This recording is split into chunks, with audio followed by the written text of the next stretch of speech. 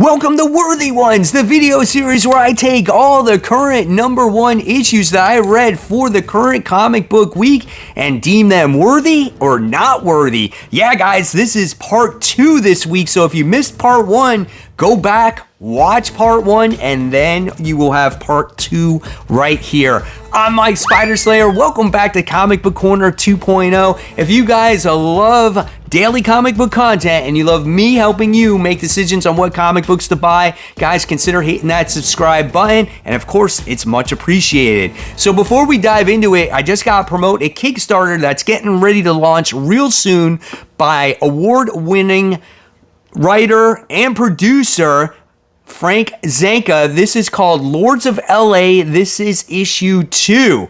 If you love vampires, monsters, and 1950s Hollywood, guys, you're gonna love this book. This is about a character by the name of Lena who returns after 60 years to take revenge on the vampire mob bosses that turned her into a vampire and to leave her newborn son. So you're gonna wanna make sure that you save this project so you can get notified when it goes live, and it's definitely much appreciated. So don't forget, check out Lords of LA issue 2 by award winner Frank Zanka.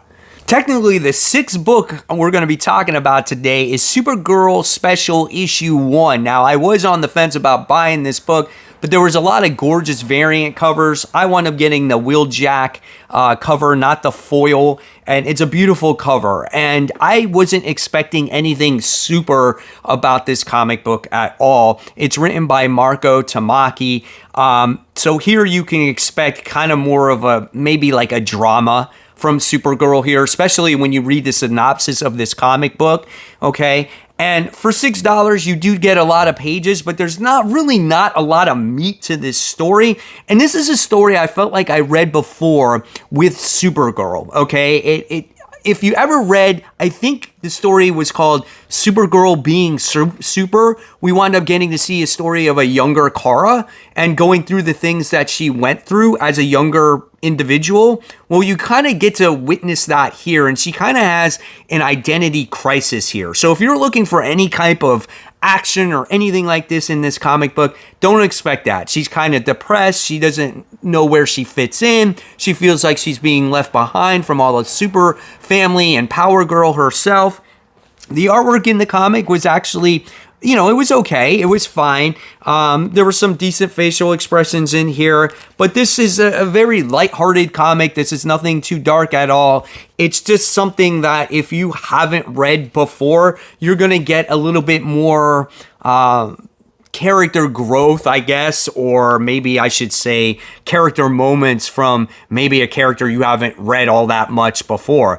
I do wish that Kara would have an ongoing series, but we haven't seen that. We've seen some mini-series, we've seen some one-shots, but this particular moment when she's running in track and stuff like that, I've seen all that before. I'm going to deem this book not worthy. For me, it's just not worth $6, right? Even though it's extra pages, the story was very light. You'll read through this book in like 4 minutes. And if you're a cover buy or a cover collector, they're nice covers, but for a story perspective, this is definitely not the strongest Supergirl special or Supergirl comic I have read. So I'm going to give this one a very average C, but save your money on this one. It's Jeff, the Jeff-verse. This is issue 1. So we did get Jeff the Land Shark not too long ago. This one is done by Kelly Thompson. And what this is about Jeff the Land Shark and, you know, his little adventures. So if you liked the last installment of this, you probably will like this one, as it is a bunch of short stories in here. The thing that's different, though, about this one is in this issue, there's actually like part 1s and part 2s of stories that happened. Now, I will find a flaw in this. When there is a part 1 in a story, immediately after part 2 happens. Now, I don't know if they mean that to be funny, but I would have loved to seen a story here that's a part 1, and then maybe towards the end of the book, part 2 happens, right? So it leaves you a little bit of a cliffhanger instead of getting your questions answered on what happens within the stories. Overall, it was a fun read, but if you're just an adult looking to read a comic book, this is going to be a book that's unworthy. But for me, I'm going to say this book is worthy because I feel like it's a very family-friendly type of comic book that you can read with your kids, especially a much younger audience, to get to learn a little bit about Jeff the Land Shark, Gwenpool, and it is a $6 comic. Same thing, very little dialogue. I feel like it's a little bit pricey, but if you want to get your kids into a comic book, this could be something. It's fun, it's lighthearted, and you know what? For the kids' sake, not my sake, I'm going to give this one a B because I think it's a fun read for kids to look at and check out and get introduced to the comic book characters. Viewer discretion is advised.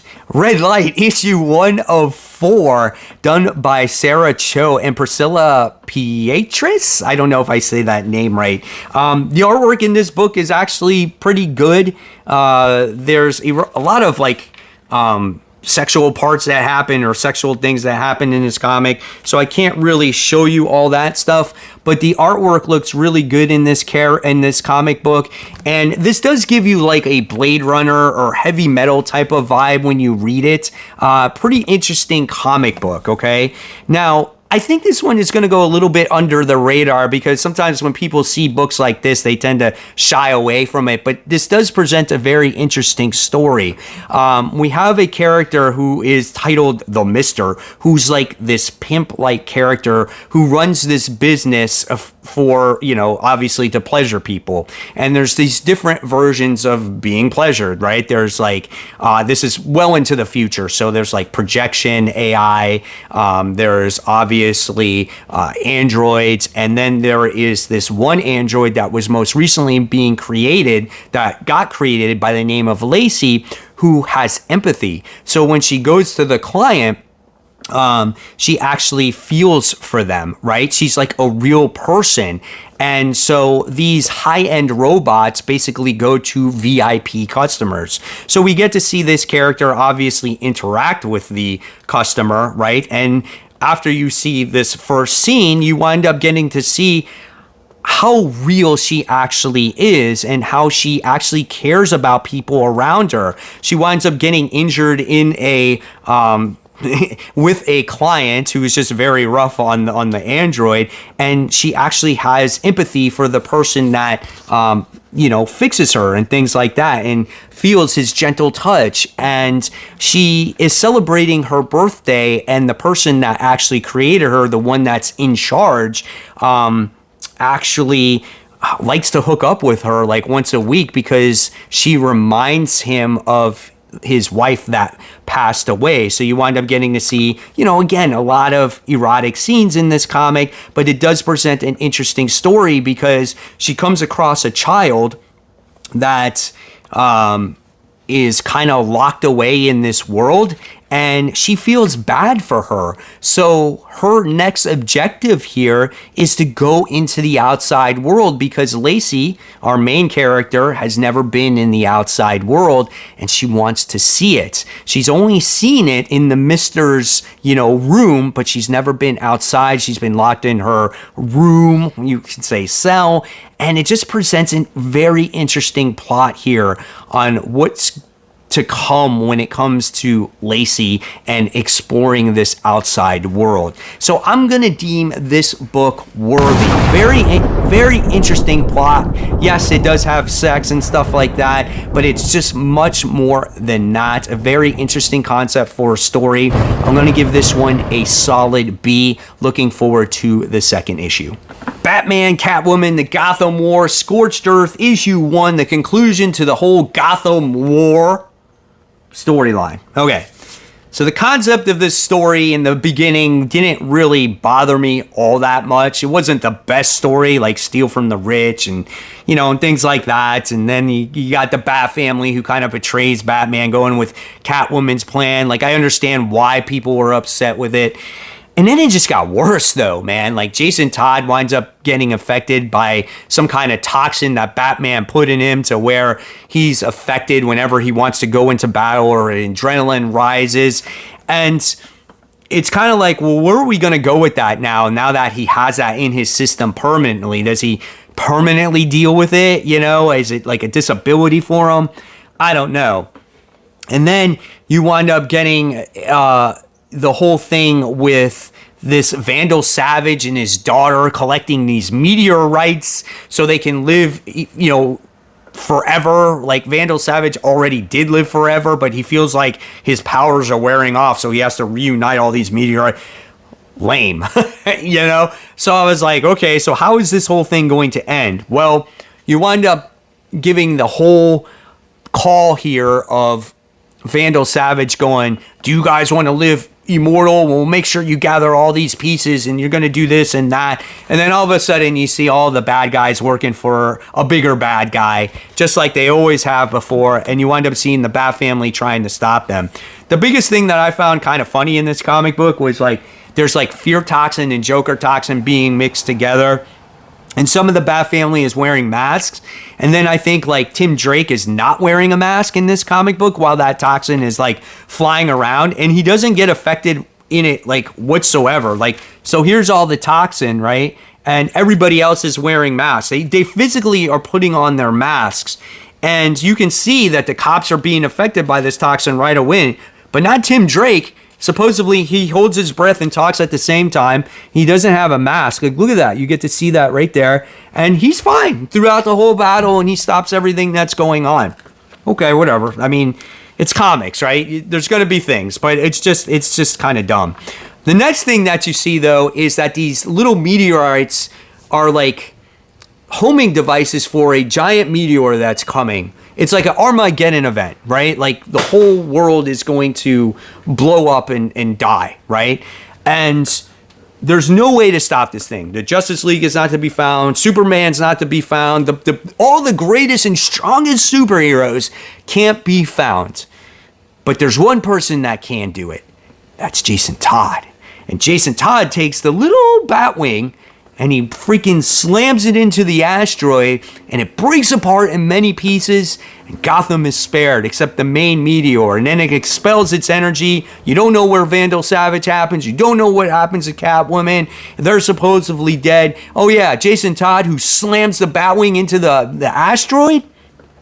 Yeah, he survives.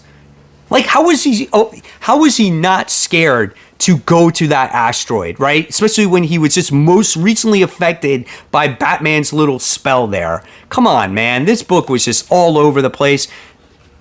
Like, I'm very open-ended when it comes to comic books. Like, I'm very optimistic, and I believe, like, it's comic books. Things happen, right? But there was nothing that happened that was really at stake in this comic, which still could have been. Like the Jason Todd thing, it would have been great to see him not do a heroic act and him deal with that situation, right? With him being paralyzed by fear. Or it would be great to see what happens with Catwoman, because you do know she's still alive. You kind of get to see it on here. And I would have loved to see again Jason Todd be dead, but it's not there. They're all still alive. Nothing really changes. It's dumb.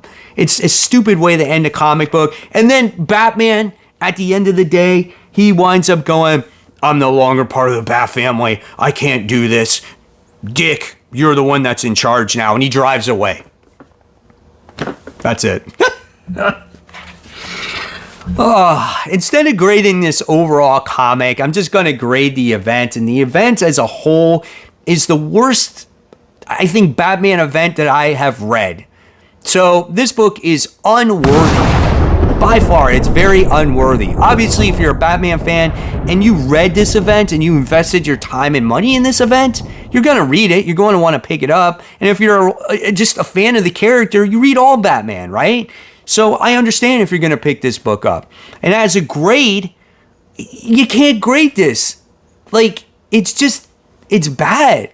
Like, I'm gonna grade it an F because yes, this is better written than maybe some other comic books, but this is Batman. This is your top tier comic book character for DC. You gotta write better than this. When you have books like Frank Miller's, and then you have freaking like Death of the Family, and you have all these other stories like Three Jokers, and just the billions and billions of stories that have existed in the DC universe with Batman, it's gotta be better than this. Because if you can't produce good Batman comics, then it's going to be big trouble for DC. And I feel like, in many ways, Marvel is the same way when it comes to Spider-Man. You got to produce the best comics for the best characters, or people are going to completely drop off eventually. So this was a sad ending, in my opinion. I could be way off here. And if you like this, that's awesome. That is great. I'm never going to disrespect you in that manner. Okay? That's great, because everyone has different opinions. This is just me reading Batman comics for quite a while now. Even from the New 52, I've read much better Batman stories than this, like Court of Owls. Come on, guys. We can do better than this one. Blood Commandment issue 1. This is done by Simon Kodrensky. This is the same creator that did Something Epic. So if you like that series, you might like this book. This book is very creepy. You gotta love the artwork in this one, as it's very much a black and white type of comic book. You don't get to see many faces in this comic, so it's very interesting. You get to see a lot of lips. You get to see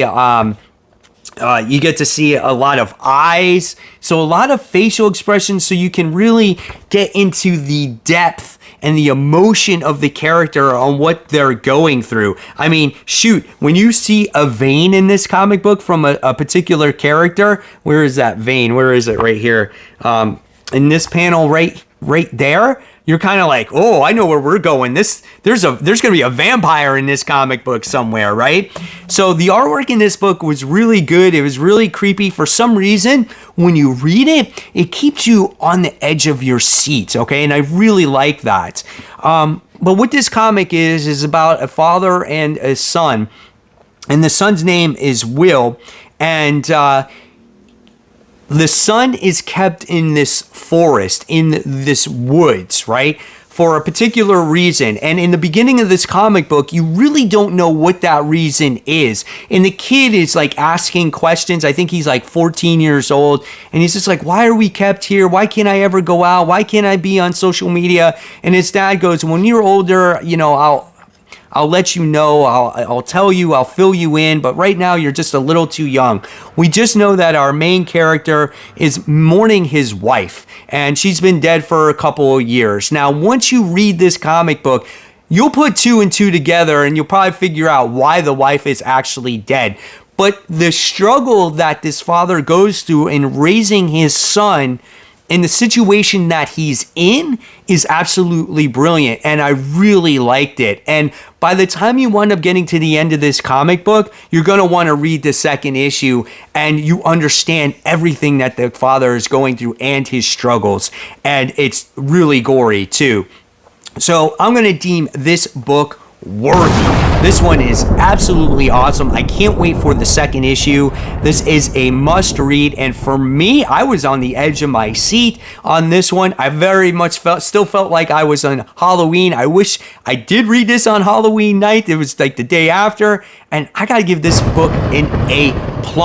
Even though it was kind of simplistic and it was a little bit predictable on where you thought it was going, you can't help feel the struggle for our main characters in this comic book. So don't pass this one up, guys. Pick this one up. So there you have it, guys. Hopefully you enjoyed this double dose of worthy ones this week. I want to know in the comments below what you deemed worthy or not worthy. And speaking of content, if you haven't checked out Part 1 yet, I'm going to leave you Part 1 for you to click on. And of course, guys, support those local comic shops. Keep buying, keep collecting, but always remember to read those comics. Guys, I'll see you real soon, and thank you for watching.